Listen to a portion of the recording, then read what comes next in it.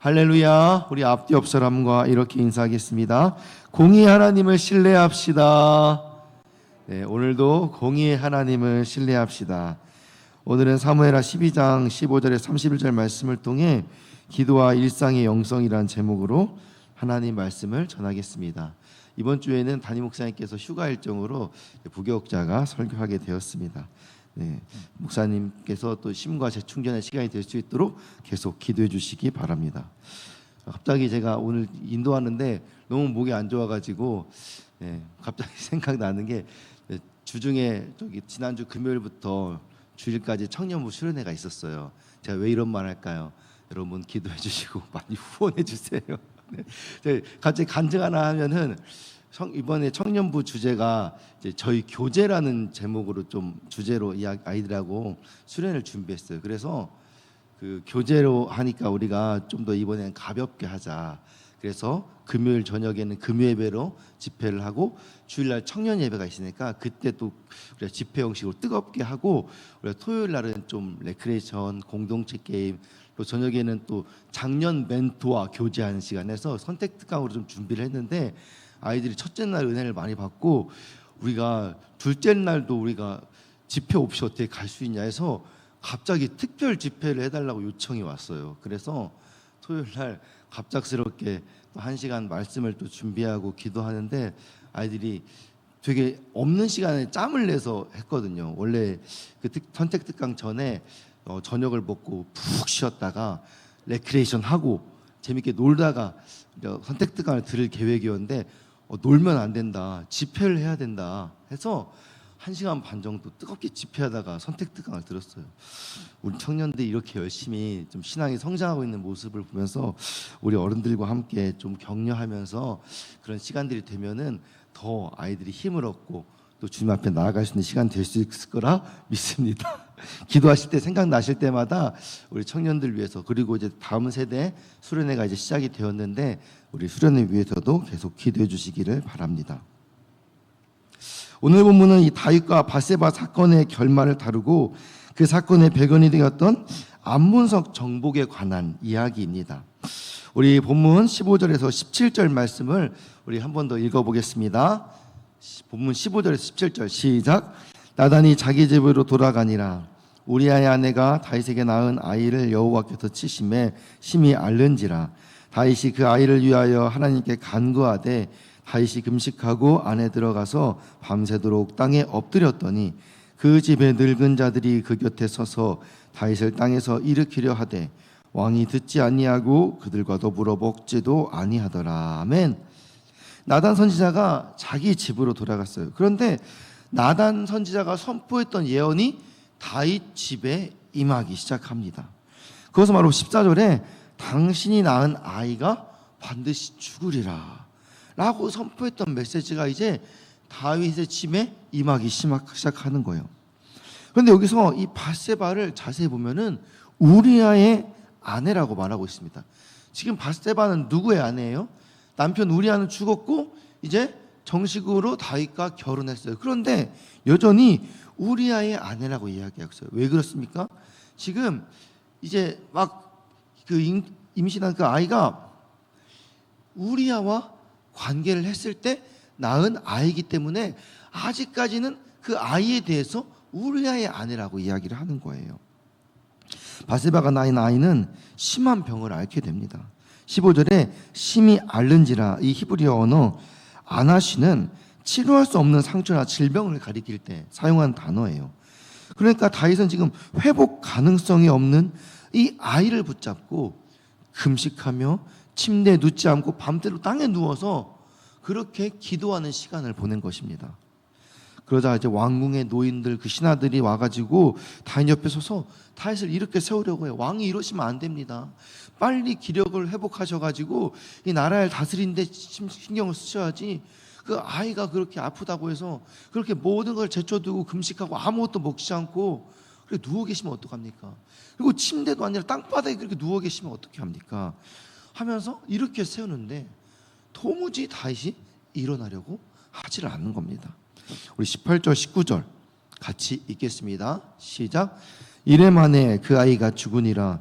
그러나 다윗의 신하들이 그 아이가 죽은 것을 왕에게 아뢰기를 두려워하니 이는 그들이 말하기를 아이가 살았을 때 우리가 그에게 말하여도 왕이 그 말을 듣지 아니하였나니 어떻게 그 아이가 죽은 것을 그에게 아뢰 수 있으랴. 왕이 상심하시리로다 함이라. 다윗이 그의 신하들이 서로 수군거리는 것을 보고 그 아이가 죽은 줄을 다윗이 깨닫고 그의 신하들에게 묻되 아이가 죽었느냐 하니 대답하되 죽었나이다 하는지라. 결국 다윗이 범죄하여 바세바가 임신한 이 아이가 어떻게 되었냐면은 7일 만에 결국 죽었어요. 다윗의 신하들이 그 사실을 알고 다윗에게 보고하기를 두려워합니다. 죽었을 때도 그렇게 밥도 먹지 않고 땅에 엎드려서 그렇게 기도하기만을 막 전심했는데 아이가 죽었으면 오죽하겠냐는 거예요. 아마 더 심하게 앓을 것이고 더 이 나라를 돌보는 일에 이제 더 신경을 쓰지 못할 것 같으니까 이걸 어떻게 알려야 될지 말아야 될지를 고민하는 거예요. 근데 신하들이 이렇게 수군거리는 것을 다시 보았어요. 여기에 이제 라란 동사를 사용하는데 이것은 수군거리는 내용을 구체적으로 들은 것이 아니라 수군거리는 모습을 보고 추측했다라는 단어. 그러니까 다윗이 잘은 모르는데 감이 온 거예요. 저 신하들이 수군거리는 거 보니까 뭔가 사단이 났나 보다 하고 물었더니 아니나 다를까 자기의 첫째 아들이 죽었다는 것입니다. 다윗은 자신과 바세바 사이에서 난 아이가 곧 죽을 것이라는 말을 들었지만 그 아이가 죽기 전까지는 사력을 다해 전심으로 기도했습니다. 금식하며 아무의 말을 듣지 않고 땅에 엎드려서 하나님께 매달렸어요. 그런데도 결과가 어땠습니까? 결국 그 아이는 7일 만에 죽었어요. 다윗의 기도로도 다윗을 향한 그 하나님의 심판을 어떻게 돌이킬 수 없었던 것입니다. 하지만 그것이 다윗을 버렸다거나 아이를 버렸다라는 것은 아닙니다. 이 아이의 목숨이 하나님께 달려있다. 이것을 상징하는 것이지요. 그래서 이 아이의 죽음을 통해서 하나님은 다윗에게 절대 잊지 못할 교훈을 주려고 했습니다.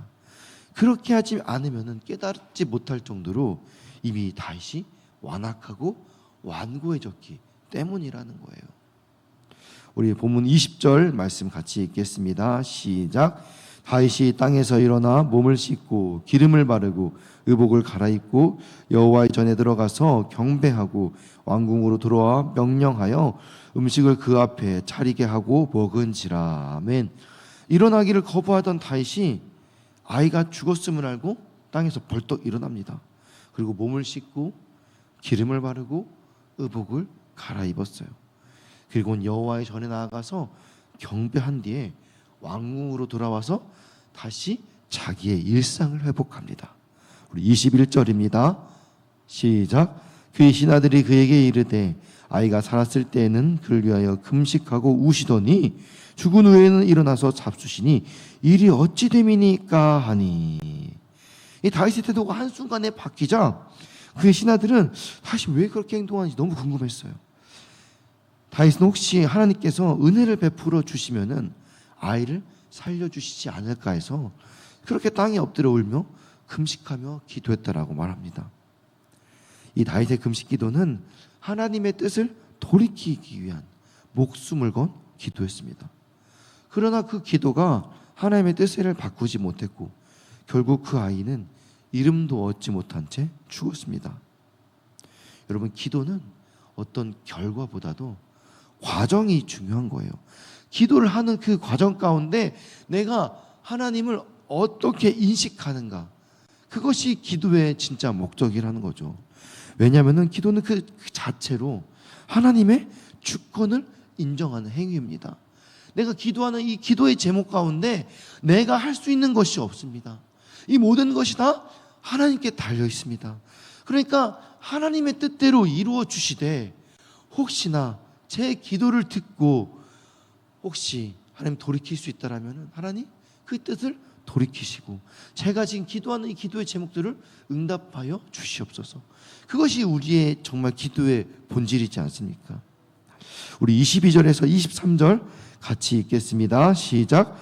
이르되 아이가 살았을 때 내가 금식하고 운 것은 혹시 여호와께서 나를 불쌍히 여기사 아이를 살려 주실는지 누가 알까 생각함이거니와 지금은 죽었으니 내가 어찌 금식하랴 내가 다시 돌아오게 할 수 있으냐 나는 그에게로 가려니와 그는 내게로 돌아오지 아니하리라 하니라. 아멘.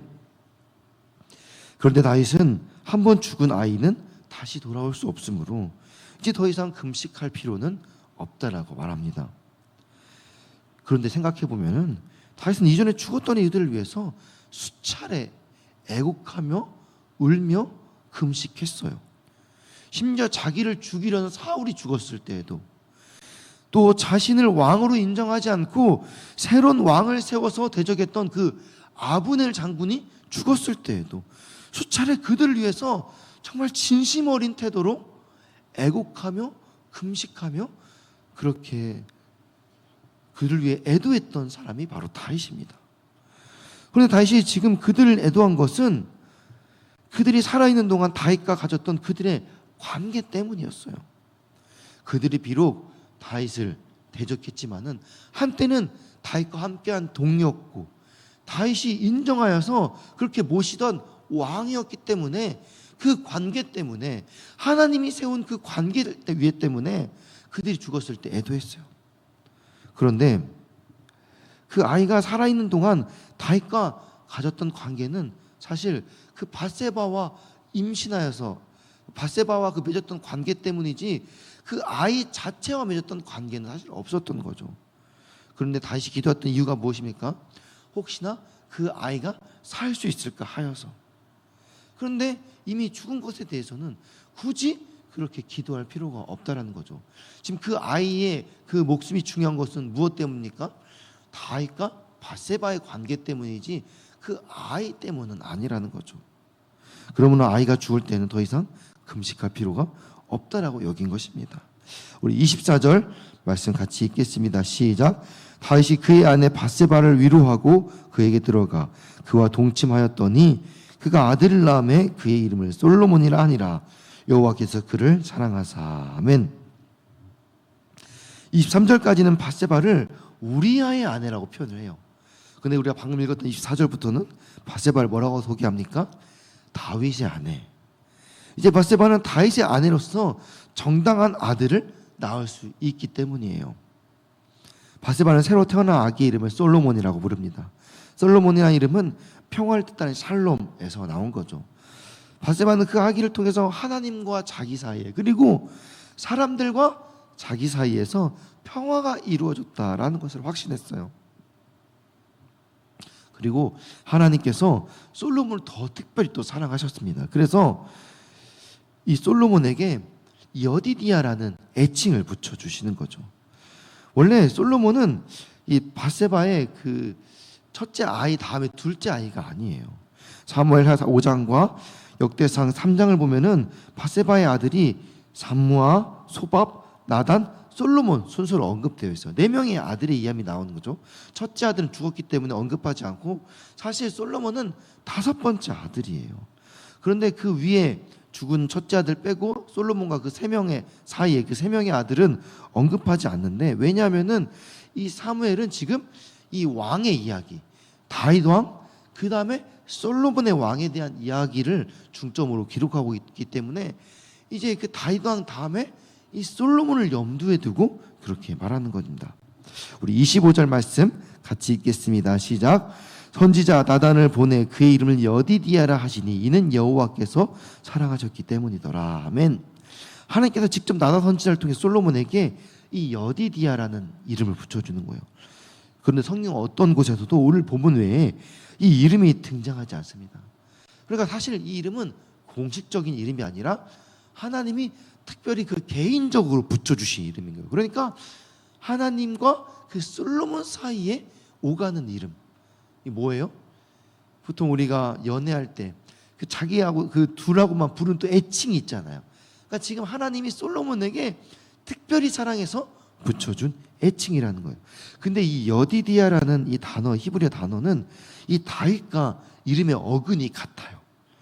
그러니까 지금 이 성경은 이 어떤 계획적으로 이 다윗의 다음 세대가 솔로몬이라는 것을 우리에게 미리 암시해주고 있는 것이죠. 다윗은 아이가 죽었다는 말을 듣자마자 아무 일도 없었다는 듯이 일어나 일상으로 복귀했습니다.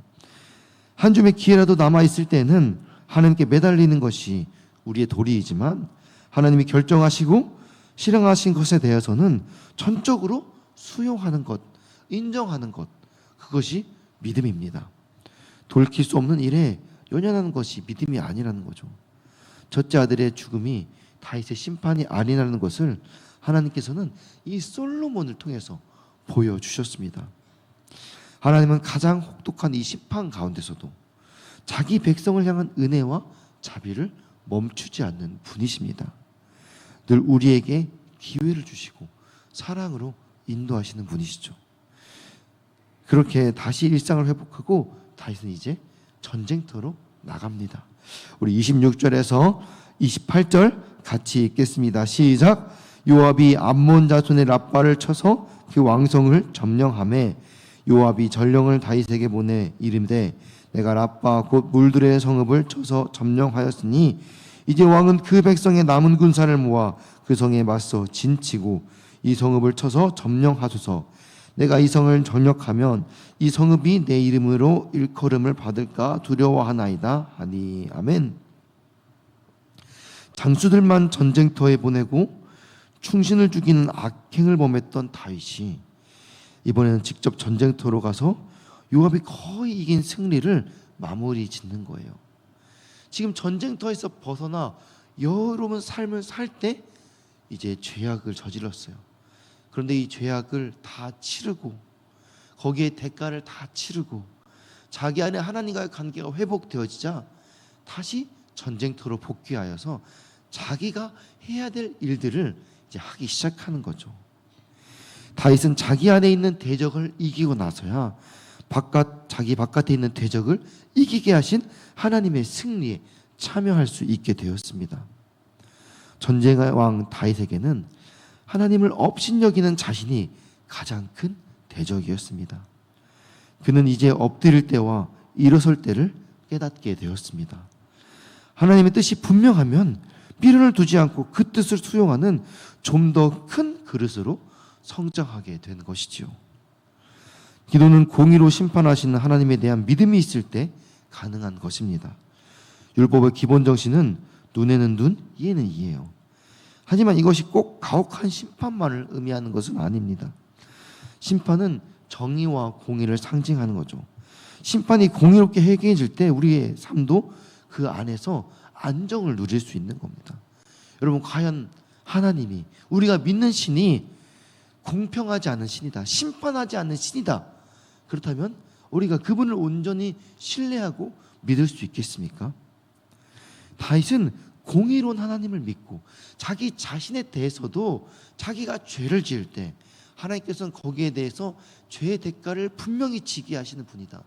그럼에도 불구하고 혹여나 돌이킬 수 있다라면 그렇게 기도하고, 그러나 그 결과가 다가왔을 때는 그것을 인정하며 하나님께 내어드리고 그렇게 믿음의 기도를 드릴 때 다윗과 하나님의 관계가 그 안에서 온전하게 회복된 것입니다.